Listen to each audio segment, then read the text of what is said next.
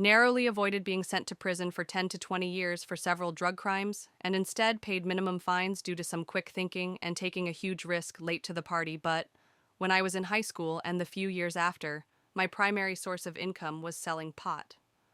One day I was just hanging out at home with the GF. We went to the Circle K a few houses down and got some beer. The clerk, who I knew pretty well at this point, asked if he knew where I could get a dub sack. I said sure, and that I'd be back soon. I go home and forget about it. An hour or two later, I'm like, oh shit, remember? Weigh it out and go back. He had already given me the money, very important detail for later, so I waited until he had no customers. He came out, and we went around the icebox, just smoking and chatting. I handed him the bag. Now, there was no one around. Empty lot, except for this beat-up Volvo facing the record store next door. If I had been paying better attention, I may have noticed this Volvo had completely tinted windows, which seemed odd to do on a beat-up Volvo. Two men get out of the car and approach us. One tall, skinny guy wearing 100% denim, and another guy who looks like Dog the Bounty Hunter in a beige sweater. They approach us and ask how we're doing. Me and Clerk look at each other like, you know these guys? Then all of a sudden, the flash badges and yell, EPD, you're under arrest! And cuff us, separate us, and search us. Beige Dog goes through my texts, finds a couple dubious ones, a few crumpled up 20s, starts trying to get me to admit to doing a lot of business today, blah blah.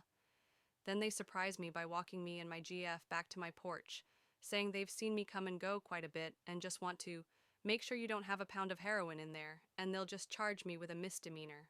Otherwise, it will be jail and a felony. So here we are, on my front porch, me saying there's no way I will let them in my house, and to call my lawyer over and over. At one point, my roommate walks out, says hi, gets in his car and leaves.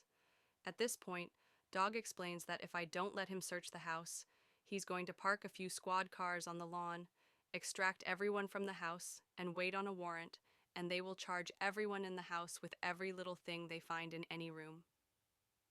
I now know this is not legal. Then I was just scared. My roommate that had just left was a total nerd with a great job. Straight edge, rarely drank and never smoked or anything at all. I was terrified of him losing his job. Unfortunately for me, I had just had an opportunity to get a quap of mushrooms at a steal of a deal. My area was super dried up on mushrooms at the time, so I asked around and basically had all my deals set before I got it. This timing was perfect, because just 30 feet away on the coffee table of my bedroom was 1/4 of a pound of mushrooms, neatly weighted out into ounces and eighths. Top that with all the pot in there, it wasn't looking pretty. So, I proposed that I let one of them in to search just my bedroom and be done with it. I knew once I let them in they could do whatever, but I was out of options. Beige Dog agrees. Canadian Tux stays with my GF, who looks terrified like, WTF are you doing at me? And Dog the Sweater Hunter enters with me. I lead him upstairs and walk right past my door, which thank God was closed, and into the straight edge guy's room. Dog completely turns it over, takes out drawers, turns the mattress over, the whole shebang. As he does this, I quietly turn off the computer monitor with a background of my roommate and his GF glaring on it. Guy finds nothing, sticks with his agreement, and walks me and my shit-eating grin back downstairs. My girlfriend, probably assuming I'm going to prison for many years, is looking like she's about to die, but I'm just grinning. Guy still fucking charged me with a felony. Then they leave. Long story short, paid a lot for a great auntie who was friends with the prosecutor. Since no money was seen to be exchanged, the charge was knocked down to deliverance of marijuana.